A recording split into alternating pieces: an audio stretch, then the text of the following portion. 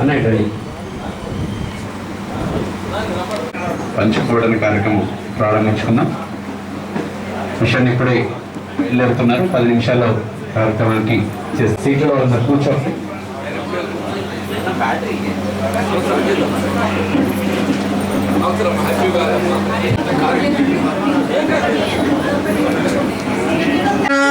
చర వినాశకరం నమామి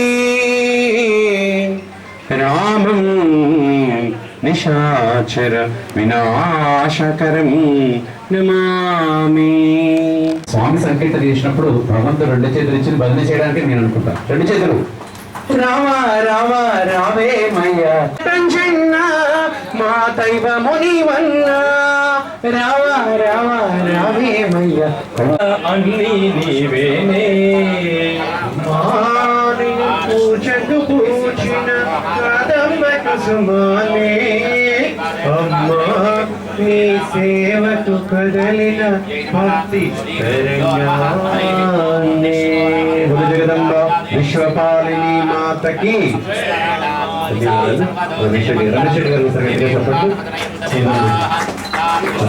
ఇత్యాది పంచాంగ వివరాలన్నింటినీ మనకి సంగ్రామే సర్వకార్యేషు విఘ్నస్తస్య న జాయతే శుక్లాంబరధరం విష్ణుం శశివర్ణం చతుర్భుజం ప్రసన్నవదం ధ్యాయేత్ సర్వవిఘ్నోపశాంతయే అభీప్సితార్థసిద్ధ్యర్థం పూజితో జస్సురాసురైః సర్వవిఘ్నహరస్య నమోస్తుతే.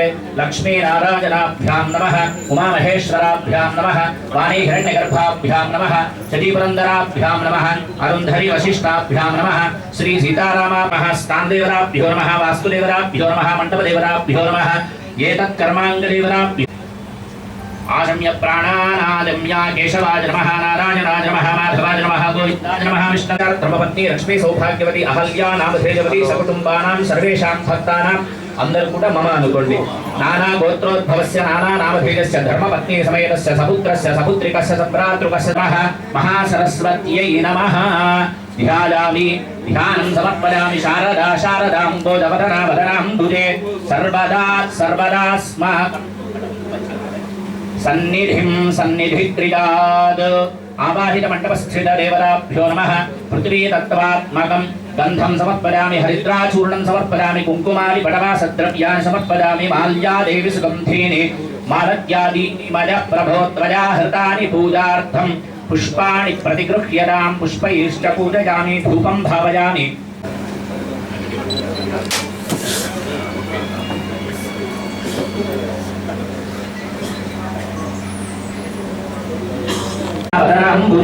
సర్వదా సర్వదాస్మాకం సన్నిధిం సన్నిధిక్రియాద్.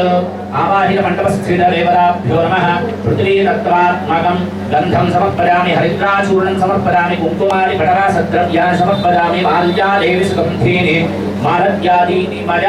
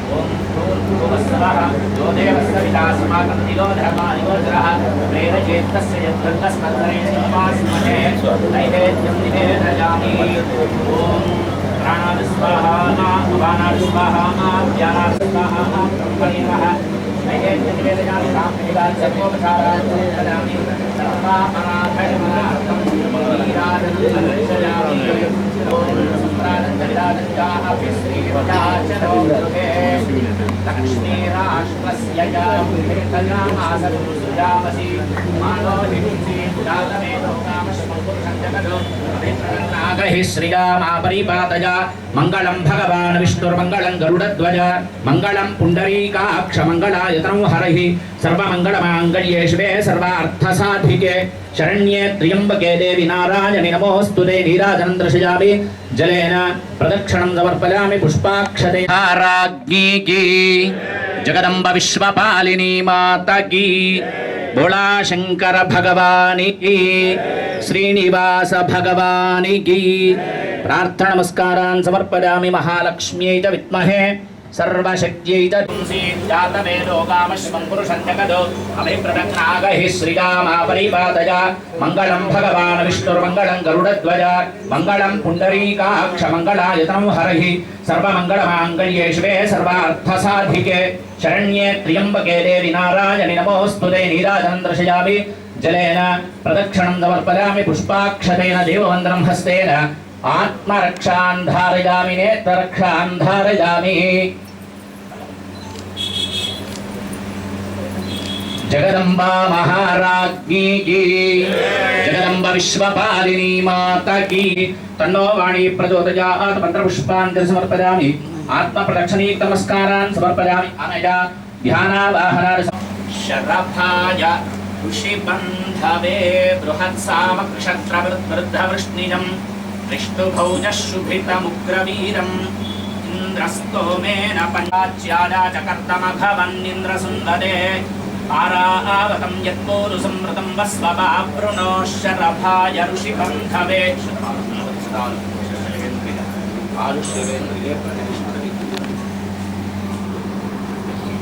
విద్యాసు శాస్త్రే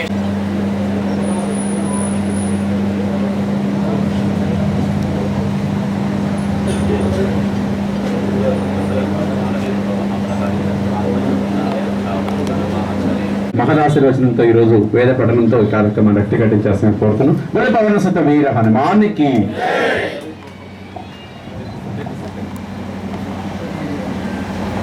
గజాననం భూతగణాధిసేవితం కపిత్తజంబూ ఫలసార భక్షణం. మహాంధకారే విభ్రామయత్యే దదతీవ విశ్వం.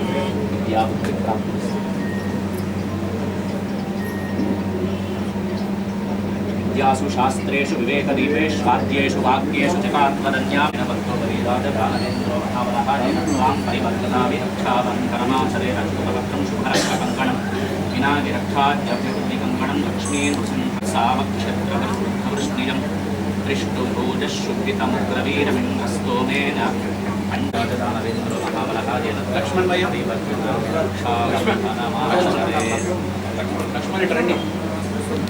సామక్షత్రపుత్రో వృష్ణియం దృష్టుభోజశుభితముగ్రవీరమింద్రస్తోమేన పంచదశేన మధ్యమిదం.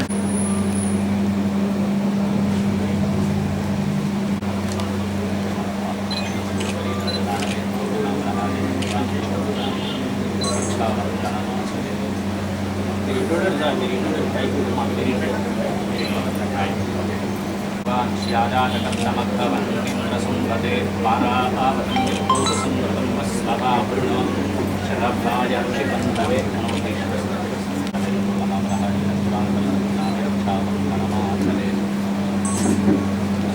అనంటే చతుర్యుగ సహస్రాణి బ్రహ్మణో దినముచ్యతే అంటుంది శాస్త్రం. 4 మహావేల యుగాలైతే బ్రహ్మదేవుడికి ఒక రోజట. అటువంటి ఆయుష్ కలిగినటువంటి ఒక బ్రహ్మదేవుడు ఏం చేసినాడు? సృష్టిని ప్రారంభించిన అని. దీన్నే మరి ఈ రోజున మనం ఏం చెయ్యాలి అంటే ఉదయం పూటనే లేవాలి. సూర్యోదయానికి ముందే లేచి తలంటు స్నానం పోసుకొని నూతన వస్త్రాలు ధరించి కులదేవత ఇష్టదేవత ఆరాధన చేసి ఎవరిని దర్శించాలి అని చెప్తుందంటే శాస్త్రం. వివిఘ్నేశ్వర పాద పంకజం వాగీషాద్యా సుమరసః సర్వార్థానాముపక్రమే యం నత్వా కృతకృత్యాస్తు తం నమామి గజాననం. శారదా శారదాంబోధవదనావదనాంబుజే సర్వదా సర్వదాస్మాకం సన్నిధిం సన్నిధిక్రియాతు. వచాంసి వాచస్పతి మత్సరేణ సారాణి లబ్ధుం గ్రహమండలీవ ముక్తాక్షి సూత్రత్వముపైతి యస్యా. అందరినీ ఆహ్వానించిన పెద్దలు వారికి వారి కుటుంబానికి మరియు విచ్చేసినటువంటి ఒక సనాతన ధర్మాన్ని పాటించే అందరికీ కూడా క్రోధినామ సంవత్సర ఉగాది శుభాకాంక్షలు తెలియజేస్తూ, అందరికీ క్రోధి అంటే ఒక అనుమానం ఏమేర్పడింది అంటే క్రోధం ఎక్కువ ఉంటుందేమో అని. వాస్తవానికి కూడా క్రోధి అంటే అర్థం కూడా అదేనట. కానీ ఆ క్రోధం భగవంతుడు అవతారం ఎత్తినప్పుడు ఎందుకోసం క్రోధంలో ఉంటాడో తెలుసు మనందరికీ. దాన్ని సూచించేదే సాక్షాత్తు లక్ష్మీ నృసింహ అవతారం. అంతేకాకుండా అదే క్రోధముతో రాక్షస సంహారానికి ఉపక్రమించింది జగన్మాత అయినటువంటి ఒక భద్రకాళీదేవి. మరి దేనికోసం ఇదంతా అంటే దుష్ట శిక్షణకై శిష్ట రక్షణకై.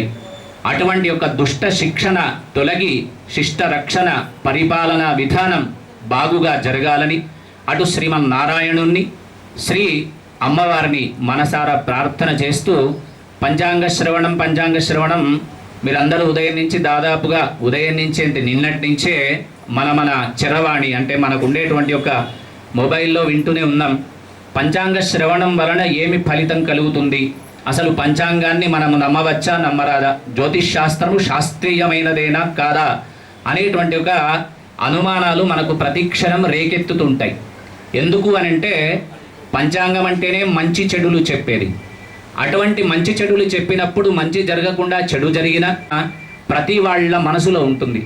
మరి దీనికి ప్రత్యామ్నాయం ఏం చేస్తారు అంటే శాస్త్రము ఎప్పుడైనా తప్పు చెప్పదు, శస్త్రము ద్వారా ఉపక్రమించేదే శాస్త్రము అని మనకు పెద్దలు చెప్తారు. రాముని యొక్క శస్త్రము నుంచి బాణము ఎట్లాగైతే వెళుతుందో అది ఎంత సత్యమో శాస్త్రజ్ఞులు చేసినటువంటి యొక్క ప్రతి విషయం కూడా సత్యమైనదే. మరి ఈ పంచాంగంలో ఏముంటుంది అంటే లేదు అనేది చెప్పడానికి అవకాశం లేదు. ప్రతి ఒక్క విషయము దేని గురించైనా మనకు ఒక మంచి జీవన విధానాన్ని తెలియజేస్తుంది. అంటే ఇది ఉగాది రోజే ఎందుకు చెప్తాము అనంటే చతుర్యుగ సహస్రాణి బ్రహ్మణో దినముచ్యతే అంటుంది శాస్త్రం. 4 మహావేల యుగాలైతే బ్రహ్మదేవుడికి ఒక రోజట. అటువంటి ఆయుష్షు కలిగినటువంటి ఒక బ్రహ్మదేవుడు ఏం చేసినాడు, సృష్టిని ప్రారంభించిన రోజు కనుక దీనికి యుగాది అని. అంతేకాకుండా దీనికి ఇంకొక పేరు కూడా ఉంది, అబ్దాది అని. దీన్నే మరి ఈ రోజున మనం ఏం చెయ్యాలి అంటే ఉదయం పూటనే లేవాలి, సూర్యోదయానికి ముందే లేచి తలంటు స్నానం పోసుకొని నూతన వస్త్రాలు ధరించి కులదేవత ఇష్టదేవత ఆరాధన చేసి ఎవరిని దర్శించాలి అని చెప్తుందంటే శాస్త్రం నూతన వస్త్రాలు ధరించిన తర్వాత రాజును దర్శించాలి. మరి రాజును దర్శించేటువంటి అవకాశం అందరికీ ఉండకపోవచ్చు. మరి ఎవరిని దర్శించుకోవాలి అని అడిగితే శాస్త్రం చెప్తుంది రాజాది రాజైనటువంటి ఒక రాజశేఖరుడు పరబ్రహ్మ స్వరూపంలో ఎక్కడనో ఒక దగ్గర నిలిచి ఉన్నాడు అర్చామూర్తిగా. కనుక అక్కడికి వెళ్ళి ఆ దేవాలయంలో ఉండేటువంటి ఒక మూర్తిని దర్శించిన మాత్రము చేత రాజాది రాజు కనుక ఆయనను దర్శించిన తర్వాత మనం అక్కడ ఉండేటువంటి ఒక అర్చకులు కావచ్చు, గురువులు కావచ్చు, పెద్దలు కావచ్చు, శాస్త్రజ్ఞులు తెలిసిన వాళ్ళు కావచ్చు, వాళ్ళు చెప్పేటువంటి ఒక 4 మంచి విషయాలను విని షడ్రుచులతో ఉండేటువంటి ఒక ఉగాది పచ్చడిని సేవించి నోరుని తీపిదనం చేసుకొని ఒకరికి ఒకరము ఆనందదాయకమైనటువంటి జీవనాన్ని గడపాలి అని ప్రార్థన చేస్తాం. మరి దీనివల్ల ఉగాది పంచాంగ శ్రవణం వినడం వల్ల మనకి ఎటువంటి లాభం జరుగుతుంది? శ్రీ కళ్యాణ గుణావహం రిపుహరం దుస్వప్న దోషాపహం గంగా స్నాన విశేష పుణ్య ఫలదం గోదాన తుల్యం నృణాం ఆయుర్వృద్ధిదముత్తమం సుఖదరం సంతాన సంపత్ప్రదం అని కేవలం ఒక్క పంచాంగ శ్రవణం వినడం వల్ల శ్రీహి అంటే దానికి అర్థాలు ఎన్నో ఉంటాయి. శ్రీ అంటే లక్ష్మి అని, శ్రీ అంటే ఐశ్వర్యము అని, శ్రీ అంటే కీర్తి అని, శ్రీ అంటే లాభము అని, శ్రీ అంటే విషము అని కూడా అర్థం. అటువంటి శ్రీ మనకు కలుగుతుంది. మరి విషం కలగడం ఏమిటి? అందులోనే మళ్ళా మొదటి అనుమానం. ఈ విషం కలగడం ఏమిటంటే మనలో ఉండేటువంటి ఒక విషమైన ఆలోచనలను తీసివేసేది ఈ పంచాంగ శ్రవణం వినడం వల్ల కలుగుతుంది. కళ్యాణ గుణావహం అనేకమైనటువంటి ఒక కళ్యాణ పరంపర అంటే శుభ పరంపర మన ఇళ్లలో జరగడానికి కేవలం ఉగాది రోజు పంచాంగ శ్రవణం వినడం వల్లనే కలుగుతుంది అని. శ్రీ కళ్యాణ గుణావహం రిపుహరం. రిపువులు అంటే శత్రువులు. శత్రువులు ఎవరయ్యా అంటే ఎవరో మనను ద్వేషించిన వాళ్ళు, మన మీద కోపం పెట్టుకున్న వాళ్ళు మనకు శత్రువులు కాదు. మనలో ఉండేటువంటి అరిషడ్ వర్గాలే మనకు శత్రువులు. కామ క్రోధ లోభ మోహ మద మాత్సర్యాలు ఏవైతే ఉన్నాయో అవి శత్రువులు. వాటిని హరించి భగవంతుని వైపు మన మనసును మళ్లించడానికి ఉపయోగపడేది ఈ పంచాంగ శ్రవణం వినడం వల్ల. రిపుహరం దుస్వప్న దోషాపహం. ఏవైనా దుస్వప్నాలు కలిగి ఉంటే వాటి యొక్క దోషాలు కూడా తీసివేస్తుందట. గంగా స్నాన విశేష పుణ్య ఫలదం.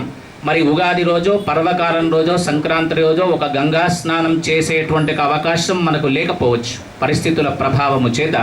మరి అటువంటప్పుడు గంగా స్నానం చేసిన ఫలితం రావాలి అంటే మనం ఏం చేయాలంటే ఆ రోజున ఒక్కసారి పంచాంగంలో ఉండే తిథివార నక్షత్ర యోగ కరణాలను చూస్తే చాలు గంగా స్నాన విశేష పుణ్య ఫలదం. గోదానం చేసే అవకాశం ఇప్పుడు లేదు, చేద్దామన్నా పెంచుకునేవాళ్ళు లేరు కనుక అటువంటి గోదానం ఫలితం రావాలి అంటే ఏం చేయాలంటే పంచాంగం చదవాలి. ఆయురారోగ్య భోగభాగ్యాలు కలుగుతాయట, సంతాన సంపత్ప్రదం. అంతేకాకుండా ఇంకా ఏముంటుంది పంచాంగం వినడం వల్ల? అసలు పంచాంగం అంటే ఏమిటి అంటే తిథి వార నక్షత్ర యోగ కరణాలు. ఇవన్నింటినీ దార్శికులైనటువంటి ఒక ప్రాచీన ఋషులు ఒక శాస్త్రం ప్రకారం సూర్య చంద్రాదుల యొక్క గమనాన్ని నిర్ణయించి సూర్యోదయం ఎప్పుడు జరుగుతుంది, సూర్యాస్తమయం ఎప్పుడు జరుగుతుంది అనేటువంటి ఒక నిర్ణయాన్ని నిర్దేశించిన శాస్త్రం. మరి దీన్ని శాస్త్రజ్ఞులు ఎట్లా నిర్దేశించినారంటే మనకు ప్రథమంగా ఉండేది బ్రహ్మ సృష్టి ఆరంభం కంటే ముందుగా చతుర్ముఖాల నుంచి వేదాన్ని సృష్టించినాడు బ్రహ్మదేవుడు. ఆ బ్రహ్మదేవుడి సృష్టి నుంచి వచ్చినటువంటి ఒక వేదాల శాస్త్రం దాంట్లో ఒకటి. అటువంటి ఒక జ్యోతిష్ శాస్త్రం నిజమైందా అంటే సూర్యోదయం ఎన్నింటికి జరుగుతుందో మనకు ఒక పంచాంగం తెలుపుతుంది. అదే సమయానికి సూర్యోదయం అవుతుంది, అదే సమయానికి సూర్యాస్తమయము అవుతుంది. పోనీ ఇవేవి మనం రోజు చూడకపోవచ్చు. సంవత్సరంలో మనకు కనిపించేటువంటి గ్రహణాలు ఏవైతే ఉంటాయో అవి ముందుగానే ఫలానా రోజున అమావాస్య రోజు ఈ గ్రహణం ఉందని, పౌర్ణమి రోజు చంద్రగ్రహణం ఉంది అని మనకు పంచాంగం ముందే తెలుపుతుంది. ఆ పంచాంగంలో తెలిపిన సమయం ప్రకారమే అటువంటి గ్రహణాలన్నీ మనకు ఏర్పడుతున్నాయి. ప్రత్యక్షంగా జ్యోతిష్ శాస్త్రము ప్రమాణం అని తెలపడానికి ఇంకా గమనం. ఆయా నక్షత్రాల్లో ఆయా రాశుల్లో మనం జన్మించినప్పుడు మన యొక్క జీవన విధానం ఎట్లా ఉండాలి, అంతేకాకుండా కేవలం ప్రజల యొక్క జీవనం నడపాలి అంటే ప్రధానమైంది వ్యవసాయం. ఈ వ్యవసాయ రంగం ఎట్లా నడుస్తుంది, ఏ వారం రోజున యుగాది ప్రారంభమవుతుందో ఆ రోజుకు ఉండేటువంటి అధిపతి ఎవరో, ఆ అధిపతికి సంబంధించినటువంటి పంట ఏమిటి, ఏ భూమిలో పంట పండుతుంది, ఎంత పంట పండుతుంది, ఏమి పంట పండిస్తే ప్రజలకు సౌకర్యంగా ఉంటుంది అని తెలిపే అద్భుతమైన ప్రమాణ గ్రంథం జ్యోతిష్య శాస్త్రం. అటువంటి వ్యవసాయ రంగంలో ఉండేటువంటి వాళ్ళందరికీ వాళ్ళు పండించే పంటల్లో పటుత్వం ఉంటేనే మనందరికీ కడుపులోకి వెళుతుంది. కనుక అటువంటి వ్యవసాయ రంగంలో ఉండే వ్యవసాయదారులకి కూడా ఏ వైపు నుంచి ఏ వైపు పంట ప్రారంభం చేయాలి, ఏ పంట పండించాలి అనే ప్రమాణాన్ని తెలిపేటువంటి ఒక ప్రమాణ గ్రంథమే ఈ జ్యోతిష్య శాస్త్రం. మరి అందరం ఇక్కడ కూర్చున్నాం, ఇదంతా పంచాంగం గురించి మనకు అవసరం లేదు. మనం ఏదో జన్మ నక్షత్రంలో పుట్టినాం, ఆ నక్షత్రానికి సంబంధించిన ఆదాయ వ్యయాలు తెలుసుకుంటే మనం ఏం చేయాలనే ఆతృత ప్రతి వాళ్ళలో ఉంది. ఇది ఉదయం నుంచి సాయంకాలం వరకు నడుస్తూనే ఉంటుంది మన చిరవాణిలో. కానీ సనాతన ధర్మం, వైదిక ధర్మం మనకేం చెప్తుంది అంటే ఆచార్యుల యొక్క అనుగ్రహం ఒకటి, తల్లిదండ్రుల యొక్క అనుగ్రహం ఒకటి, ఇవి ఉంటే ఎటువంటి చెడు ఆలోచనలున్నా అటువంటి ఒక చెడు ఆలోచనలు తీసివేస్తుంది. దానికి ఉదాహరణగానే మనం అందరికీ తెలిసిన కథ, ఏమి వాహనము లేనటువంటి ఒక వినాయకుడు సాక్షాత్తు తల్లిదండ్రుల యొక్క ప్రదక్షిణ ద్వారానే సమస్త దేశాలు, సమస్త ప్రపంచమంతా తిరిగి తాను ముందున్నాడు షణ్ముఖుడి కంటే ముందు. మరి దీనికి ప్రతీకగా 12 రాశులు ఉన్నాయి, శుక్లపక్షం ఉంది, కృష్ణపక్షం ఉంది. దీని వృత్తాంతం మనకి ఏదైనా ఉందా అంటే మహాభారతంలో ఒక చిన్న కథ. ఎక్కువ సమయం మీరు వృధా చేయను, ఎందుకంటే పెద్దలు ఇంకా ఇటువంటి కార్యక్రమాలు ఎన్నో ఉండి ఉంటాయి వారికి. ఉదంకుడు అనేవాడు పైలుడు అనేటువంటి ఒక మహర్షికి ప్రధాన శిష్యుడు. ఆ ప్రధాన శిష్యుడు ప్రతి నిత్యం ఏం చేస్తున్నాడంటే గురువు గారి యొక్క చరణాబ్జములో నమస్కారం చేయడం, వారు స్నానం చేయగానే సంధ్యావందనానికి సంబంధించిన దేవతార్చనకు సంబంధించిన సామగ్రిని అంతా ఏర్పాటు చేయడం కాలం గడుస్తూ ఉంది. ఈయనతో వచ్చినటువంటి విద్యార్థులంతా కూడా వేదమో, శాస్త్రమో, పురాణమో, ఇతిహాసమో, తర్కమో ఏదో నేర్చుకుంటున్నారు. వాళ్ళ విద్య పూర్తిగా అయిపోయింది. వాళ్ళు ఈ పాఠశాల నుంచి బయలుదేరినారు, వివాహం చేసుకున్నారు, ఇళ్ళు కట్టుకున్నారు, గండె పెండేరాలు వేసుకున్నారు, రాజుల ద్వారా సన్మానాలు పొందుతున్నారు. కానీ ఈ ఉదంకుడు మాత్రం గురువు యొక్క చరణాబ్జములను విడిచిపెట్టడం లేదు. కాలం గడుస్తూనే ఉంటే ఒకనాడు తనంతట తానే స్నానానుష్ఠానమైన తర్వాత ఒక అద్దంలో తన ముఖము తను చూసుకుంటే వెంట్రుకలన్నీ తెల్లబడిపోయినాయి, ముసలివాడైపోయినాడు. అరే, నేను చూస్తుండగానే ఇంత ముసలివాడిని అయిపోయినాను, నాకు మళ్ళీ వయస్సు వస్తుందా రాదా అనేటువంటి ఒక చిన్న అనుమానం ఆయనకు కలిగింది. కలగగానే వెంటనే ఈ అనుమానాన్ని పసిగట్టింది ఎవరు అంటే, ముందుగా ఏ ఇంట్లోనైనా ఎవరైనా పసిగట్టేది ఎవరు ఉంటారంటే తల్లి పసిగడుతుంది. అందుకే మొదటి గురుస్థానం మాతృదేవోభవ. తల్లి రూపంలో ఉండేటువంటి ఒక ఆవిడ గమనించి పైలుడితో అంది, ఇన్ని సంవత్సరాలు మనకి ఇంత సేవ చేస్తున్నటువంటి ఒక ఈ ఉదంకుడు ఉన్నాడు, వీనికి ఒక వివాహము లేదు, విద్య లేదు, నిరంతరం మన సేవ తప్ప ఇంకా ఏం లేదనుకుంటున్నాడు. అసలు మరి వీడి పరిస్థితి ఏమిటి అంటే, చెప్పగానే పైలుడు వెళ్ళినాడు. వాడిని పిలిచేసి ఆ మస్తకం పైన తన చెయ్యిని పెట్టగానే 16 ఏళ్ల వయస్సు ఎంత ఉంటుందో ఈ ఉదంకుడికి 16 ఏళ్ల వయస్సు వచ్చింది. బ్రహ్మాండంగా తయారైనాడు. గురువు యొక్క పరిపూర్ణ అనుగ్రహం ఉంటే చాలు, ఎటువంటి విద్యనైనా ఆకలింపుగా వచ్చేస్తుంది. ఇక్కడి నుంచి పాఠశాలలో నేర్చుకున్న వాళ్ళు కేవలం ఒక వేదమో 2 వేదాలు నేర్చుకుంటే గురువు యొక్క అనుగ్రహము మస్తకం మీద ఎప్పుడైతే హస్తం పడిందో, ఆయనకి అన్ని శాస్త్రాలు వేదాలు తెలుసో ఈయనకు అన్నీ వచ్చేసినాయి ఉదంకుడికి. దాంతో బయలుదేరినాడు.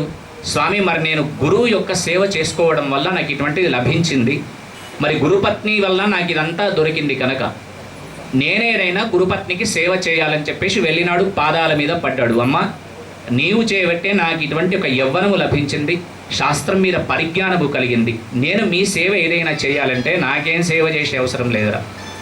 నేను అశూన్య శయన వ్రతం అని ఒకటి ఆచరిస్తున్నాను. ఈ అశూన్య శయన వ్రతం ఏదైతే ఉందో దానికి నేను ఇక్కడ ఉండేటువంటి ఒక ఋషి భార్యను కనుక, పట్టు పీతాంబరాలు కానీ బంగారు ఆభరణాలు కానీ మన దగ్గర లేవు కనుక ఈ వ్రత ఉద్యాపన చేయాలంటే ఒక పవిత్రమైనటువంటి ఒక సాధుమని ధరించిన చెవులకు ఉండేటువంటి ఒక కర్ణాభరణాలు తీసుకొని రావాలి. అవి ఎక్కడ ఉన్నాయి అంటే, అయోధ్యా నగరాన్ని పరిపాలించేటువంటి ఒక పౌష్యుడు అనే మహారాజు, ఆయన యొక్క ధర్మపత్ని ఉంది. ఆమె దగ్గరికి వెళితే కనుక, ఆమె అంత పతివ్రత లోకంలో ఇంకా ఎవరు లేరు ప్రస్తుతం. నీవు అక్కడికి వెళ్ళి కేవలం ఒక 6 రోజుల్లో ఇక్కడికి తీసుకొని రావాలని చెప్పింది. తలుచుకున్నాడు. మరి గురువుగారు వచ్చే వరకు సమయాన్ని వృధా చేయకుండా మనసులోనే గురువుకు నమస్కరించి బయలుదేరినాడు. గురు కార్యానికి నేను వెళుతున్నాను, ఎటువంటి ఆటంకము లేకుండా నా కార్యం సఫలీకృతం కావాలి. ప్రార్థన చేసి బయలుదేరేసరికి ఒక పెద్ద ఎత్తు పైన ఒక మంచి సర్వాలంకార శోభితుడైనటువంటి ఒకడు కనిపించి ఎదురుగా వచ్చినాడు. నీవు వెళ్ళే కార్యం సక్రమంగా జరుగుగాక అని ఆశీర్వదించినాడు. అంతేకాకుండా ఆ వృషభములో నుంచి వచ్చినటువంటి ఒక పేడ ఏదైతే ఉందో అది కొద్దిగా తిని వెళ్ళమని చెప్పినాడు. చెప్పగానే అట్లాగే ఆయన ఆజ్ఞ తీసుకొని పేడను తీసుకున్నాడు. బయలుదేరినాడు. పౌష్య మహారాజు గారి యొక్క అంతఃపురం దగ్గరికి వెళ్ళి చూడగానే పౌష్యుడు గుర్తుపట్టినాడు, నువ్వు సామాన్యుడివి కాదు, పైలుడి యొక్క శిష్యుడివి, నీవు ఉదంకుడివి, నీకు వచ్చినటువంటి ఒక కార్యం నాకు తెలిసింది. అంతఃపురానికి వెళ్ళే సమయం మధ్యాహ్నం పూట రాజులు అంతఃపురానికి వెళ్ళకూడదు కనుక మా సేవకులు ఉన్నారు, వాళ్ళు మిమ్మల్ని తీసుకొని వెళ్ళి మహారాణి దగ్గరికి తీసుకొని వెళితే ఆమె కరుణాభరణాలు ఇచ్చివేస్తుంది అని చెప్పేసి ఈయన ఏమి చెప్పక ముందే ఆ రాజుగారు చెప్పినాడు. చెప్పగానే వెళ్ళినాడు. సేవకులతో పాటు అంతఃపురం ప్రవేశం చేయగానే సేవకులంతా మహారాణి గారికి నమస్కారం చెప్తున్నారు. అక్కడ ఒక బంగారు ఆసనం వేసి ఉంది. నమస్కారం చేస్తే ఈ ఉదంకుడికి ఆవిడ కనిపించడం లేదు. సేవకులేమో నమస్కారం చేసి, అమ్మా ఈయన పైలుడి శిష్యుడు ఉదంకుడు మీ దర్శనార్థమై వచ్చినాడు అని. ఈయనకేమో ఆవిడ కనిపించడం లేదు. 1 సారి 2 సార్లు 3 సార్లు చూసినాడు. రాజు దగ్గరికి వెళ్ళి, రాజా, నేను ఎంత బ్రాహ్మణ్ణైనా ఒక గురువు కార్యక్రమం కోసం గురువు కార్యంగా మీ దగ్గరికి వచ్చి భిక్ష ఎత్తుకున్నా నాకు కనిపించినటువంటి ఒక అంతఃపురానికి పంపించి మీ సేవకుల ద్వారా నన్ను హేళన చేస్తున్నావా అని అడిగినాడు. అయ్యో అట్లా కాదయ్యా, పైలుడంటే సామాన్యుడు కాదు. ఎక్కడ అశుచి ఉంటుందో అక్కడ అంతఃపురంలో మహారాణి కనిపించదు. సేవకులు శుచిగా ఉన్నారు కనుక వాళ్ళకు కనిపించింది. నీవు అశుచిగా లేవు అనే అధికారం నాకు లేదు, ఎందుకంటే సాక్షాత్తు పైలుడి శిష్యుడివి నీవు, నీ పేరు ఉదంకుడు కనుక మరి నీవు అశుచిగా ఉన్నావు అనే అధికారం నాకు లేదు కనుక నువ్వు ఎట్లా అశుచి అయినావో ఆలోచించుకోమన్నాడు. తాను నెమరు వేసుకున్నాడు. ప్రయాణం ప్రారంభమైన నుంచి ఆ ఎత్తు పైన వచ్చిన వాడు పేడ తిన్న తర్వాత ఏం చేయాలంటే, భోజనమైన తర్వాత ఆచమానం చేయాలి, ఒక నియమం. ఓహో, నేను ఈ ఆచమానం చెయ్యకపోవడం చేత నాకు ఈ మహారాణి కనిపించడం లేదని సెలయేరు దగ్గరికి వెళ్ళి ఆచమానము చేసి మళ్ళీ ఇక్కడికి వచ్చేసరికి మహారాణి కనిపించింది. వృత్తాంతమంతా చెప్పినాడు. కర్ణాభరణాలు ఇచ్చింది. ఇచ్చి వీటిని జాగ్రత్తగా చూసుకో, ఈ కర్ణాభరణాల కోసం తక్షకుడు అనేటువంటి ఒక రాక్షసుడు నిరంతరం, ఆ సర్ప మహారాజు తక్షకుడు అనే సర్పము దీనికోసం తిరుగుతుంది, జాగ్రత్తగా తీసుకొని వెళ్ళి మీ గురువు యొక్క భార్యకు అప్పగించమన్నది. బ్రాహ్మణ్యమ్మ నన్ను చూస్తే ఎవరు చూస్తారు, ఈ పంచెలో ఇవి కట్టుకుంటానని చెప్పేసి పంచెలో కట్టుకున్నాడు, బయలుదేరినాడు. సూర్యాస్తమయం అవుతుంది. చెరువు దగ్గర ఈ వస్త్రాన్ని పక్కకు పెట్టినాడు, స్నానము చేసి అర్ఘ్యప్రదానం ఇస్తున్నాడు. ఈ లోపల వెంబడించిన తక్షకుడు కాస్త ఈ కర్ణాభరణాలను తీసుకొని వెళ్ళినాడు. వెళ్ళేసరికి గురువు కార్యం ఆగిపోయింది. ఎట్లా, ఏం చెయ్యాలి, ఎవరిని ప్రార్థన చెయ్యాలి అని ఆలోచన చేస్తే ఎవరిని ప్రార్థించినా ఎవరిప్పుడు ప్రత్యక్షం అవుతారో లేదో. ఎవరు ప్రత్యక్షం కావాలన్నా ప్రప్రథమైన వాడు గురువు కనుక కేవలం ఒక గురువును స్మరించినాడు. అప్పటికప్పుడు ఒక పురుషుడు అక్కడ ప్రత్యక్షమై ఏమైందయ్యా అంటే, ఇట్లా నేను వస్తూ ఉంటే జరిగిన వృత్తాంతమంతా చెప్పినాడు. ఒక గడ్డపార ఇచ్చి తవ్వితే నీవు నాగలోకానికి వెళ్తావని చెప్పి ఒక గడ్డపారనిచ్చినాడు. తవ్వేసరికి పాతాళలోకానికి వెళ్ళినాడు. వెళ్ళేసరికి అక్కడ ఒక ఇద్దరు పురుషులు ఒక మంచము నేసినట్టుగా, ఒకటి నల్ల దారముతో ఒకటి ఎర్ర దారముతో నేస్తూ ఉన్నారు. దాని పక్కకు చుట్టూ ఒక 6 చక్రాలు, 6 మూలికలు ఉండేట్టుగా, 6 రెక్కలుగా ఉండేట్టుగా ఒక చక్రం తిరుగుతూ ఉంది. వాటినన్నింటినీ చూసి లోపలికి వెళ్ళినాడు. వెళ్ళేసరికి అనేకమైనటువంటి పాములు ఉన్నాయి. నాగపాశ, అనంత, వాసుకి, తక్షక, కర్కోటక, కాళియ, గుళక, పద్మ, కుముద, జలచర, రాత్రించర, ఇన్ని రకాల పాములు ఉంటాయట. ఆ పాములన్నింటినీ చూసి ఈయనకు భయం పుట్టింది. వీటన్నింటిలో తక్షకుడెవరు, ఎట్లా ప్రార్థన చేయాలి, మళ్ళీ నా ఆభరణాలు ఎట్లా తీసుకోవాలని బాగా ఆలోచన చేసినాడు. ఆలోచన చేసి అందరినీ ప్రార్థన చేసినాడు. ఎవరు రాలేదు. సాక్షాత్తు విష్ణుమూర్తి పరున్నటువంటి యొక్క ఆ నాగశేషుణ్ణి ప్రార్థన చేసేసరికి, ఏమయ్యా ఎందుకోసం ఇక్కడికి వచ్చినావంటే, ఏం లేదు స్వామి, నేను గురు కార్యానికి ఇట్లా వెళ్ళినాను, తక్షకుడు ఆ ఆభరణాలు తీసుకున్నాడు అనగానే తక్షకుడికి చెప్పినాడు. ఆయన ఆభరణాలు ఆయనకి ఇచ్చి వేయమని చెప్పేసరికి ఈయన చెప్పినా అవి ఇవ్వలేదట.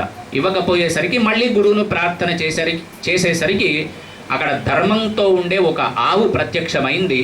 ఆ ఆవు యొక్క లక్ష్మీ స్థానమైనటువంటి ఒక పేడ వేసే స్థలం నుంచి ఒక్కసారి ఒక ఊదగానే చెవులలో నుంచి, కన్నుల్లో నుంచి, కొమ్ముల్లో నుంచి విపరీతమైన అగ్ని ప్రజ్వలన అయ్యేసరికి ఆ పాములన్నీ భయపడిపోయి అందరూ కలిసి తక్షకుడికి చెప్పగానే ఆ తక్షకుడు వచ్చి ఆ కర్ణాభరణాలు ఇచ్చివేసినాడు. ఇచ్చివేసేసరికి వెళ్ళి వస్తూ ఉంటే ఒక 12 అక్కడ ఋతువులుగా కనిపించి వాటి ద్వారా ఆశీర్వాదం తీసుకున్నాడు. గురువు గారి దగ్గరికి వచ్చినాడు. వచ్చేసి ప్రార్థన చేసి ఆ అశూన్య శయన వ్రతంలో ఆభరణాలప్ప చెప్పేసి వ్రతమంతా పూర్తిగా అయింది. పూర్తిగా అయిన తర్వాత ఈయనకు అనుమానం కలిగింది. పైలుడి యొక్క శిష్యుడైన ఉదంకుడికి, స్వామి నేను మీ స్మరణ చేసి వెళ్తే ఇక్కడ ఒక ఎద్దు కనిపించింది, ఎవరు అంటే, గురువును నమ్ముకున్నావు కనుక వచ్చినవాడు అది ఎద్దు కాదురా, ఎద్దులాగా కనిపించిన ఐరావతం, దాని మీద ఉన్నది ఇంద్రుడు. ఆ ఇంద్రుడు నీకు ప్రసాదాన్ని ఇచ్చినాడు. ఆ ఇచ్చినటువంటి ఒక పేడ తినడం వలన నడకలో అలసట, రాత్రిపూట నిద్ర, ఆకలి అనేటివి నీకు కలగవు, అందుకోసమని ఆ ప్రసాదాన్ని తినమన్నాడు. సరేనయ్యా, మరి నేను అక్కడికి వెళ్ళినాను, ఆ కర్ణాభరణాలు తీసుకున్నాను. నాగలోకానికి వెళ్ళిన తర్వాత అక్కడ కనిపించిన నల్లటి దారము, తెల్లటి దారం ఏమిటంటే, అది కాలచక్రంలో ఉండే శుక్లపక్షం ఒకటి, కృష్ణపక్షం ఒకటి, 2 రా అని చెప్పినాడు. అట్లాగే మరి 6 రెక్కలుగా ఉన్నాయి, అవి ఏమిటి అంటే అవి 6 ఋతువులు రా అని చెప్పినాడు. మరి అట్లాగే వెళ్ళి వచ్చేటప్పుడు ఈ అగ్నిహోత్రము ద్వారా ప్రజ్వలించినటువంటి అగ్ని ఏమిటి అంటే సాక్షాత్తు అగ్నిదేవుడు. ఏ కార్యం చేయాలైనా ఒక యజ్ఞం ఉంటే తప్ప వర్షాలు రావు, వర్షాలు పడకపోతే తప్ప ధాన్యం పండదు. కనుక సాక్షాత్తు అగ్నిదేవుడే గురు రూపంలో నీ దగ్గరికి వచ్చినాడు. వాటి వల్లనే ఆ తక్షకుడు భయపడి నీకు ఇచ్చివేసినాడురా. ఆ 12 ఏవైతే నీకు కనిపించినావో అవి 12 మాసములు అని, అంటే మహాభారతంలో ఉండే కథకు మన జ్యోతిష్ శాస్త్రానికి ఇమిడించి పెద్దలు ఇట్లాంటి నిర్ణయం చేసినారు. కనుక అటువంటి 12 రాశులలో జన్మించిన మనం 6 ఋతువులు ఏమిటి అంటే మనలో ఉండే అరిషడ్ వర్గాలు, 2 ఏమిటంటే భగవంతుడు ఉన్నాడని ఒకవైపు చెప్తుంది మనసు, భగవంతుడు లేడని ఒకవైపు చెప్తుంది. ఇటువంటి అనుమానాలన్నీ తొలగించేవాడు ఎవడయ్యా అంటే కేవలం ఒక గురువే. అటువంటి గురువును పట్టుకుంటే బ్రహ్మదేవుణ్ణి, విష్ణువుని, మహేశ్వరుణ్ణి కూడా ప్రసన్నం చేయగలడు. అటువంటి ఆ గురువు మనకి ఎక్కడ కనిపిస్తాడంటే ఎక్కడనైనా కనిపిస్తాడు. ఎవరిలో చూసుకుంటే ఎంత చిన్న పిల్లవాడు ఏ మంచి మాట చెప్పినా ఆయనను గురువుగా తీసుకునేటువంటి ఒక ధర్మమే మనది. అటువంటి ధర్మం పట్టుకున్నాడు కనుకనే ఆ ఉదంకుడికి మరి వివాహం కావాలంటే ఎవరు ఇవ్వాలి? పైలుడి యొక్క కుమార్తెనే ఇచ్చి మహావైభవంగా పెళ్లి చేసుకున్నాడు ఒక్క గురువును పట్టుకున్నందువల్ల. ఇక్కడ మన కార్యకర్తలు కూడా మన జీవనన్న గారిని పట్టుకొని ఉన్నారు. వాళ్ళకి కూడా అటువంటి స్థితి పరమాత్మ కల్పించాలి అని మనసారా కోరుకుంటూ, ఈ ఉదంకుడి యొక్క అద్భుతమైన చరిత్ర మనం వినడం వల్ల మనకు ఆయురారోగ్య భోగభాగ్యాలు కలుగుతాయి అని సాక్షాత్తు మహాభారతంలో శ్రీకృష్ణ పరమాత్ముడు చెప్పినటువంటి ఒక వృత్తాంతం.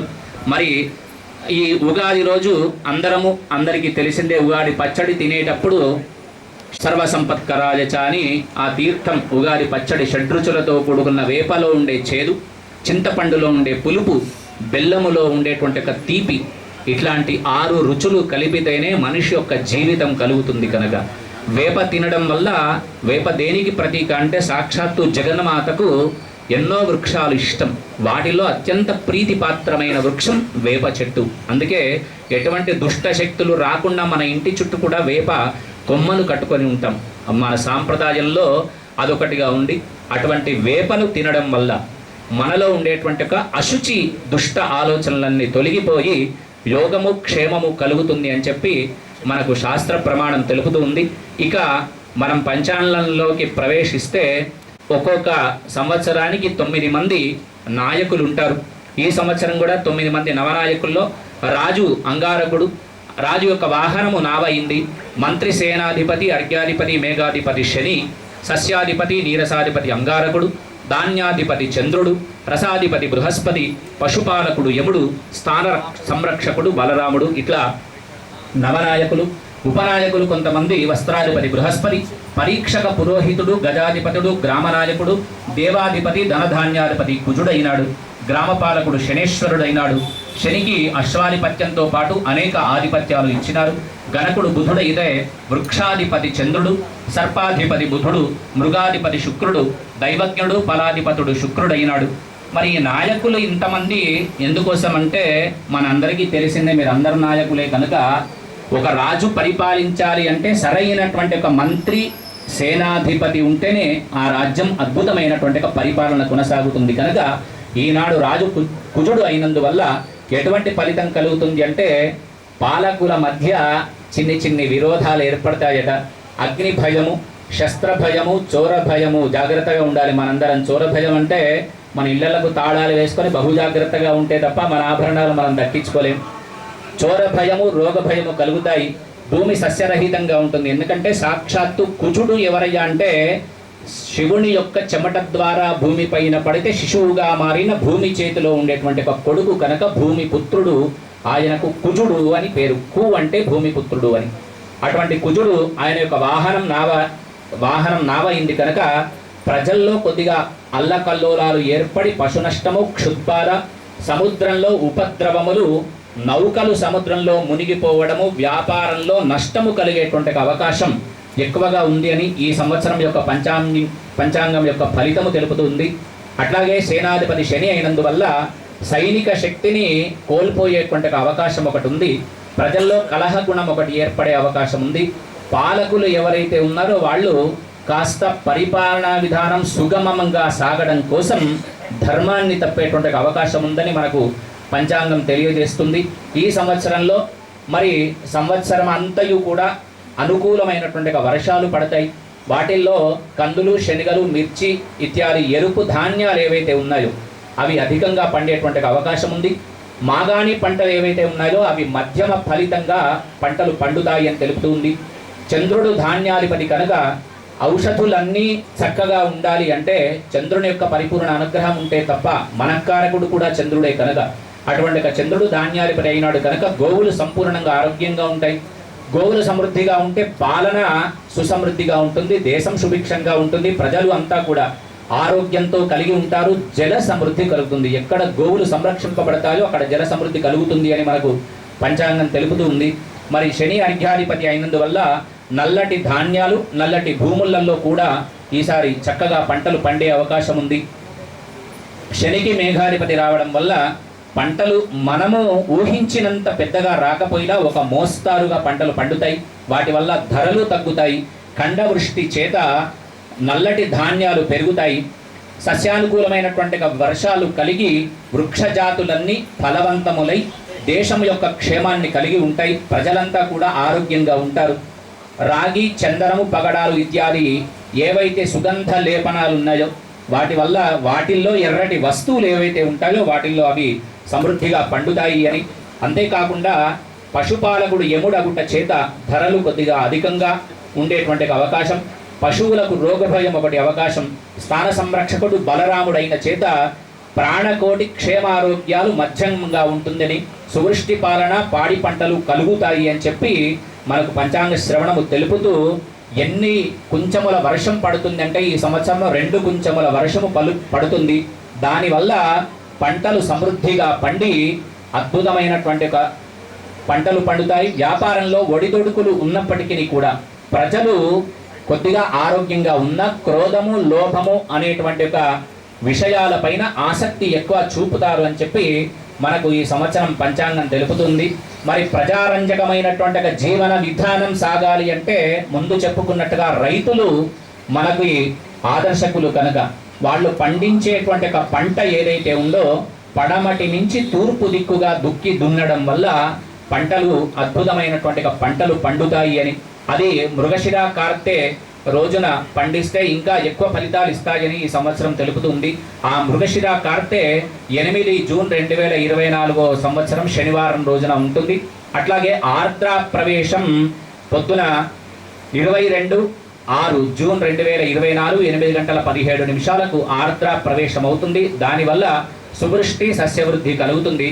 వర్షము, ధాన్యము 11 పాళ్ళు ఉంది ఈ సంవత్సరం. శీతము 5 పాళ్ళు అయితే తృణము 13 పాళ్ళు. ఆచారము, అనాచారము సమానంగా 7 పాళ్ళు ఉన్నాయి. పుణ్యము, పాపము సమానంగా ఉన్నాయి 5 పాళ్ళు. జన్మాని, మరణాని అవి కూడా సమపాళ్లలో ఉన్నాయి. దేశ ఉపద్రవము 11% అయితే దేశ స్వాంతన 9% ఉంది. చోర భయము 19% అయితే దానికి నివారణ 9 పాళ్ళు దొరికేటువంటి అవకాశం ఉంది. అగ్ని భయము 15 పాళ్ళు అయితే తన నాశం 5 పాళ్ళు ఉంది. శాంతి 19 పాళ్ళు. అతివృష్టి 17 పాళ్ళు అయితే అనావృష్టి 3 పాళ్ళు ఉంటుంది. విప్రవృద్ధి 3 పాళ్ళు, క్షత్రియ వృద్ధి 5 పాళ్ళు, వైశ్య వృద్ధి 4 పాళ్ళు, శూద్ర వృద్ధి 5 పాళ్ళు, జ్ఞానము, అజ్ఞానము 10 పాళ్ళుగా ఈ సంవత్సరం మనకు తెలుపుతుంది. ప్రతి సంవత్సరం లాగా ఈ సంవత్సరం కూడా వాస్తు కర్తరి అని ఒకటి ఉంటుంది. ఆ కర్తరి ఉండేటువంటి ఒక సమయంలో ఎటువంటి శిలాదారు పనులు అంటే ముగ్గు పోయడం కానీ, దర్వాజ స్థాపన చేయడం కానీ చేయకూడదు కనుక 4 మే నుంచి 24 జూన్ వరకు మనకు వాస్తుకర్తరి ఉంటుంది. అట్లాగే మౌఢ్యములు ఈ సంవత్సరం 4, 5 ఇవన్నీ మనకు అవసరం లేకపోయినా మనం వినాలి. ఎందుకంటే రోజు వింటాం కనుక ఈ ఒక్కరోజు వినడం వల్లనే శుభాలు కలుగుతాయనే ఉద్దేశం చేత పంచాంగ పఠనమే తప్ప మన రాశిలో, మన నక్షత్రంలో పుట్టిన వాళ్ళకి ఆదాయ వ్యయాలు ఎంత, ఖర్చు ఎంత, ఏమి నివారణ చేసుకోవాలనేది ముందు ఒక్క 2 నిమిషాల్లో ఉంటుంది. ఈ మౌఢ్యమి ఎందుకు చెప్తారంటే మంచి రోజులలో ఈ పనులు మనం తలపెట్టవచ్చు, తలపెట్టరాదు అనేటువంటి ఒక విషయం తెలుసుకోవడానికి 4 మే 2024 శనివారం నుంచి 3 జూన్ 2024 వరకు గురు మౌఢ్యమి, చైత్ర బహుళ షష్ఠి సోమవారం 29 ఏప్రిల్ 2024 నుంచి 10 జూలై 2024 వరకు శుక్రమౌఢ్యం ఉంటుంది కనుక, అట్లాగే వచ్చే సంవత్సరం 18 మార్చి 2025 నుంచి 28 మార్చి 2025 వరకు కూడా మౌఢ్యం ఉంటుంది కనుక ఆయా సమయాల్లో వివాహాది శుభకార్యాలు మనకు పనికిరావు. ప్రధానమైంది ఈ సంవత్సరం మన భారతదేశంలో కనిపించేటువంటి గ్రహణాలు ఏవి కూడా లేవు. అది ఈ సంవత్సరం యొక్క అద్భుతమైన ఫలితం. అట్లాగే గురువు ఒక రాశిలో నుంచి ఒక రాశిలోకి మారినప్పుడు పుష్కరాలు ఏర్పడతాయి. ఈ సంవత్సరం నర్మదా నది పుష్కరాలు 1 మే 2024 గురువారం నుంచి మనకు ప్రారంభమవుతుంది. నర్మదా నది పుష్కరాలు. ఆయా పుష్కరాలు ప్రారంభమైనప్పుడు మనందరికీ తెలుసు, అక్కడికి వెళ్ళి పితృకార్యాలు నెరవేర్చడం లేదా దాన ధర్మాలు చేయడం ద్వారా వంశ వృద్ధి కలుగుతుంది అని చెప్పి మనకు ఈ సంవత్సరం పంచాంగ శ్రవణం ద్వారా మనకు తెలుస్తుంది. ఇక మన నక్షత్ర రాశుల్లోకి ప్రవేశిస్తే మేషరాశి వాళ్ళది 8 ఆదాయం 14 ఖర్చు. అయితే మనకు అనుమానం ఏముంటుందంటే 8 రూపాయలు సంపాదిస్తే 14 రూపాయలు ఎట్లా ఖర్చు చేస్తామని. ధర్మబద్ధమైన ఖర్చు కాబట్టి, అంటే ఒక వివాహం చేయడం కావచ్చు, లేదా ఒక ఇల్లు కొనుక్కోవడం కావచ్చు, కట్టుకోవడం కావచ్చు, అటువంటి అద్భుతమైన ఫలితాలు కలుగుతాయి. మరి మేషరాశి వాళ్ళకి 4 రాజపూజ్యం అయితే 3 అవమానం. వృషభ రాశి వాళ్ళది 2 ఆదాయం 8 వ్యయము. అట్లాగే రాజపూజ్యము 7 అయితే రాజ్య అవమానము 3. మిథున రాశి వాళ్ళది సమానంగా ఉంది, ఆదాయం వ్యయము. కర్కాటక రాశి వాళ్ళది 14 ఆదాయము 2 వ్యయము. సింహరాశిలో జన్మించిన వాళ్ళది 2 ఆదాయం 14 ఖర్చు. మన జీవనన్న గారిది సింహరాశి, ఉత్తర ఫల్గుణి నక్షత్రమే. ఆ 2 ఆదాయం 14 ఖర్చు అంటే మనందరి కోసం, ప్రజల కోసం, తన కోసం ఎన్నో ధార్మికమైనటువంటి కార్యక్రమాలు జరిపి అటువంటి వ్యయానికే వారు ఖర్చు చేయవచ్చు. ఆ కన్యా రాశి వాళ్ళది సమానం, 5 ఆదాయం 5 వ్యయం. తులారాశి వాళ్ళది 2 ఆదాయం 8 వ్యయం. వృశ్చిక రాశి వాళ్ళది 8 ఆదాయం 14 వ్యయం. ధనుస్సు రాశిలో జన్మించిన వాళ్ళది 11 ఆదాయం 5 ఖర్చు. మకర రాశిలో జన్మించిన వాళ్ళది, కుంభరాశిలో జన్మించిన వాళ్ళది సమానంగా 14 ఆదాయము 14 వ్యయము. మీనరాశిలో జన్మించిన వాళ్ళది 11 ఆదాయం అయితే 5 వ్యయము. ఈ విధంగా ఆదాయ వ్యయాలు, ఇంత ఆదాయం ఇంత ఖర్చు ఉంటే ఏం ఫలితం కలుగుతుంది అంటే, మనము సింహరాశిని కనుక ఆలోచిస్తే 2 ఆదాయం 14 ఖర్చు అనుకుందాం. అవి రెండింటినీ కలపాలి. కలిపితే 16 అవుతుంది. అందులో నుంచి 1 తీసివేయాలి. 1 తీసివేస్తే 15 అవుతుంది. దాన్ని 4 చేత భాగహారం చేయాలి. భాగహారం చేస్తే శేషము 3 మిగులుతుంది. కనుక సింహరాశిలో జన్మించిన వాళ్ళకి ఏం ఫలితం కలుగుతుంది అంటే, ప్రజల యొక్క యోగక్షేమం కోసం చెమట నోడ్చి కష్టపడి ప్రజలలో మంచి సుస్థిరమైన స్థానాన్ని సంపాదించడం అనేది ఈ సంవత్సరం పంచాంగం సూచిస్తూ ఉంది. అట్లా ఆయా రాశుల ఆదాయ వ్యయాలను కలిపి 1 తీసివేసి 4 చేత భాగహారము చేస్తే ఒక్కొక్కటి శేషము వస్తే ఏమి ఫలితం కలుగుతుందో మనకి ఈ సంవత్సరం అంతా తెలుపుతుంది. అట్లాగే మరి మేషరాశిలో జన్మించిన వాళ్ళకి పరిహారం ఏముంటుంది అంటే, అమ్మవారి యొక్క ఆరాధనతో పాటు శివారాధన వల్ల సంవత్సరం అంతా అద్భుతమైన ఫలితం కలుగుతుంది. వృషభ రాశి వాళ్లకు సాక్షాత్తు శ్రీమన్నారాయణమూర్తి యొక్క ఆరాధన మరియు ఆంజనేయ స్వామి వారి యొక్క సుందరకాండ పారాయణం. అట్లాగే సింహరాశిలో జన్మించిన వాళ్ళకి నిరంతరము శివనామస్మరణతో పాటు నవగ్రహ ఆరాధన చేయడం వల్ల అద్భుతమైన ఫలితాలు కలుగుతాయి. కర్కాటక రాశిలో జన్మించిన వాళ్ళకి శివస్తోత్ర పఠనము, కన్యా రాశిలో జన్మించిన వాళ్ళకి అన్నదానముతో పాటు కులదైవమైనటువంటి దేవతార్చన చేయాలి. తులారాశిలో జన్మించిన వాళ్ళకి దత్తాత్రేయ స్వామి వారి యొక్క దుర్గా ఆరాధన, దత్తాత్రేయ స్వామి వారి ఆరాధన చేయాలి. వృశ్చిక రాశిలో జన్మించిన వాళ్ళకి సాక్షాత్తు లక్ష్మీ నృసింహస్వామి యొక్క పరిపూర్ణ అనుగ్రహం ఉండాలి కనుక వారి ఆరాధన చేయాలి. ధనుస్సు రాశిలో జన్మించిన వాళ్ళకి రామతారక మంత్రాన్ని నిరంతరము జపిస్తూ ఉండాలి. మకర రాశిలో జన్మించిన వాళ్ళకి అమ్మవారి యొక్క లక్ష్మీ అమ్మవారి యొక్క కనకధార స్తోత్రముతో పాటు నవగ్రహ ఆరాధన చేయాలి. కుంభరాశిలో జన్మించిన వాళ్ళకి ఆవు యొక్క గోసేవ మరియు గురుసేవ ఎక్కువ చేయాలి. మీనరాశిలో జన్మించిన వాళ్ళకి ఆంజనేయ స్వామి వారి యొక్క ఆరాధనతో పాటు దేవీ స్తోత్ర పారాయణం చేయడం అద్భుతమైనటువంటి ఫలితాలు మనకు ఇస్తుంది అని చెప్పి ఈ సంవత్సరం యొక్క పంచాంగ ఫలితం ఆనందదాయకంగా, అందరికీ జనరంజకంగా ఉండేట్టుగా అటు పాలకులకు ఇటు పాలితులకు ఇద్దరికీ కూడాను ఆ పరమాత్ముని యొక్క పరిపూర్ణ అనుగ్రహము చేత ఆయురారోగ్య భోగభాగ్యాలు కలిగి క్రోధం అనేటువంటి ఒక క్రోధినామ సంవత్సరంలో అందరము క్రోధాన్ని విడిచిపెట్టి మన ధర్మాన్ని కాపాడడం కోసం, మనము ధర్మంగా ఉండటం కోసం అటువంటి క్రోధాన్ని ముందు వేసి ముందుకు నడిచి పాలకులకు పాలితులకు ఆయురారోగ్య భోగభాగ్యాలు అక్కడ ఉండేటువంటి పరబ్రహ్మ స్వరూపము కల్పించాలని మనసారా ప్రార్థన చేస్తూ అవకాశం కల్పించినటువంటి పెద్దలందరికీ పేరు పేరున కృతజ్ఞతలు తెలియజేస్తూ మరి ఒకసారి క్రోధినామ సంవత్సర ఉగాది శుభాకాంక్షలు తెలియజేస్తూ ఈ సంవత్సరం అంతా మనందరికీ ఆ పరబ్రహ్మ స్వరూపమైనటువంటి పరమాత్ముని యొక్క అనుగ్రహము, అమ్మవారి యొక్క పరిపూర్ణ అనుగ్రహము చేత ఆయురారోగ్య భోగభాగ్యాలు కలిగి ధర్మ మార్గంలో మనందరినీ ఉంచాలని మనసారా ప్రార్థన చేస్తూ స్వస్తి ప్రజాభ్య పరిపాలయంతాం న్యాయేన మార్గేణ మహిం మహిషాః సమస్తాః సుఖినో భవంతు. పంచాంగ ఫలితం మంచి చెడ్డలు ఏవి చెప్పినా పరమాత్ముని యొక్క పరిపూర్ణమైనటువంటి అనుగ్రహం ఉంటే అక్కడ సద్వృష్టి జరుగుతుంది, ధర్మ పాలన జరుగుతుంది.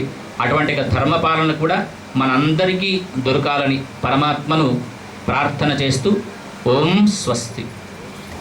పట్టణాన్ని గావించి రాసుల వారీగా సంవత్సర ఫలాలను మనకు అందించిన పెద్దలు వేద పండితులు శ్రీమాన్ తెగులు విశ్వేశ్వరమ్మ గారికి హృదయపూర్వకంగా ఒకసారి అందరి కర్తార ధ్వనులతో వారిని అభినందించాల్సిన కోరుతూ ఇప్పుడు మీరు కూర్చున్న దగ్గరికి మరి అయ్యగారు వచ్చి అక్షతలు అందజేస్తారు. అక్కడికే అయ్యగారు వచ్చి అందరికీ అక్షంతలు ఇస్తారు. తర్వాత ఒక్కరొక్కరుగా వచ్చి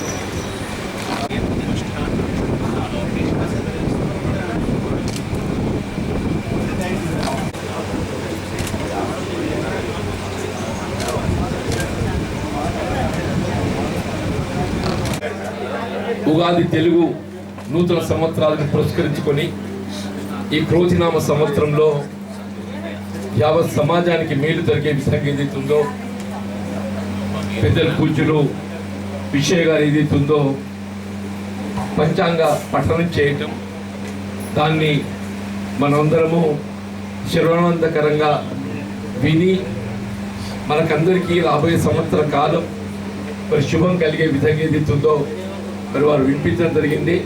ఇక్కడ వాస్తవంగా ఈనాటి పంచాంగ శ్రవణ కార్యక్రమంలో పాల్గొన్నటువంటి మన జిల్లా కాంగ్రెస్ అధ్యక్షులు, అట్లాగే ధర్మపురి శాసనసభ్యులైనటువంటి మిత్రులు అడ్లూరి లక్ష్మణ్ గారితో పాటుగా జగిత్యాల పట్టణ పురపాలక అధ్యక్షులైనటువంటి సోదరి ఈ కార్యక్రమాన్ని జయప్రదం చేసినందుకు అందరికీ హృదయపూర్వకంగా ధన్యవాదాలు చెప్తూ, రాబోయే సంవత్సర కాలం అంటే ఈ క్రోధినామ సంవత్సరం యావత్ ఏదైతుందో యావత్ సమాజానికి మేలు జరగాలని చెప్పంటే మరి పుష్కలంగా వర్షాలు కురిసి మరి పంటలు పండి మొత్తం నీరంతా పచ్చదనంగా కనబడాలి.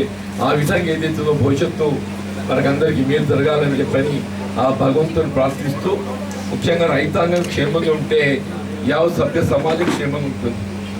అట్లాగే రైతాంగంతో పాటు రైతు కూలీలే కానీ సమాజంలో ఉన్న నిరుపేద వర్గాలందరూ కూడా ఏ విధమైనటువంటి ఒక ఆర్థిక సమస్య లేకుండా దళితులే కానీ బలహీన వర్గాలే కానీ అల్పసంఖ్యాక వర్గాలే కానీ కుల మతాలకు అతీతంగా శాంతియుతంగా అందరం కూడా కలిసికట్టుగా ఉండే విధంగా ఏదైతుందో మరి ఈ సంవత్సరం గడవాలని చెప్పని నేను కోరుతూ, నేను మరొక్కసారి ఈ క్రోధినామ సంవత్సర శుభాకాంక్షలు అందరికీ తెలియజేస్తూ ఈనాటి కార్యక్రమాన్ని జయప్రదం చేసినందుకు అందరికీ నేను ధన్యవాదాలు చెప్తూ, మిత్రులు జిల్లా కాంగ్రెస్ అధ్యక్షులు లక్ష్మణ్ కుమార్ గారు కూడా మనకు శుభాకాంక్షలు తెలిపారు. గౌరవనీయులు శాసనమండలి సభ్యులు పెద్దలు జీవన్ రెడ్డి గారి యొక్క ఆధ్వర్యంలో పట ఇందిరాభవన్లో ఉగాది క్రోధినామ నూతన సంవత్సర శుభాకాంక్షలంతా కూడా జగిత్యాల ప్రజలకు మరియు తెలంగాణ ప్రజల అందరికీ కూడా శుభాకాంక్షలు తెలియజేసుకుంటూ, ఉగాది శుభాకాంక్షలు తెలియజేసుకుంటూ, మా సోదరిమణి మున్సిపల్ చైర్పర్సన్ అదేవిధంగా కాంగ్రెస్ పార్టీ కుటుంబ సభ్యులు పెద్దలందరూ కూడా అయ్యగారికి కూడా వారి పాదాల నమస్కారాలు తెలియజేసుకుంటూ, పేరు పేరున అందరూ కూడా ఉగాది శుభాకాంక్షలు తెలియజేసుకుంటూ, నూతనంగా ఏర్పడినటువంటి ప్రభుత్వం లోపల గౌరవ రాష్ట్ర ముఖ్యమంత్రి పెద్ద రేవంత్ రెడ్డి గారి యొక్క ఆధ్వర్యం లోపల తెలంగాణ ప్రజా అందరూ చల్లగా ఉండాలని, అదేవిధంగా దేవుడు అందరినీ అమ్మవారు చల్లగా చూడాలి. మరి అది అన్ని విధాలు కూడా రైతాంగానికి అండగా ఉండే విధంగా సకాలంలో వర్షాలు పడి రైతాంగాన్ని ఆదుకునే విధంగా అన్ని వర్గాల ప్రజలకు ఏదైతే నూతన ప్రభుత్వం ఇచ్చిన మాట అమలయ్యే విధంగా ప్రభుత్వానికి కూడా అమ్మవారు ఆ స్వామివారు కూడా ఆశీస్సులు వారిని కోరుకుంటూ మరొకసారి క్రోధినామ సంవత్సరం శుభాకాంక్షలు తెలియజేసుకుంటూ భవన్లో జీవనన్న గారి ఆధ్వర్యంలో మన ధర్మపురి శాసనసభ్యులు ఇక్కడికి విచ్చేయడం జరిగింది. ప్రతి ఒక్కరికి హృదయపూర్వక కృతజ్ఞతలు తెలియజేస్తున్నాను. అలాగే ఉగాది అంటేనే మనందరికీ తెలిసి వచ్చేది తెలుగువారి పండుగ. ప్రతి ఒక్కరికి క్రోధినామ సంవత్సర ఉగాది శుభాకాంక్షలు తెలియజేస్తూ, ఈ సంవత్సరం ప్రతి ఒక్కరు ఆనందంగా ఉండాలి. ఎట్లాగో 7 రుచులు ఉంటాయి కదా, అలాగే ప్రతి ఒక్కరి జీవితంలో 6 రుచులు కలుపుకొని ప్రతి ఒక్కరు సంతోషంతో ఉండాలి. జగిత్యాల పట్టణ ప్రజలందరూ ప్రతి ఒక్కరు సంతోషంగా ఉండాలని మనస్ఫూర్తిగా కోరుకుంటూ, అలాగే జీవనన్నకు ప్రతి ఒక్కరూ ఆశీర్వాదం ఇచ్చి ఆయన ఎంపీగా గెలిపించాలని మనస్ఫూర్తిగా ప్రతి ఒక్కరిని కోరుకుంటున్నారు.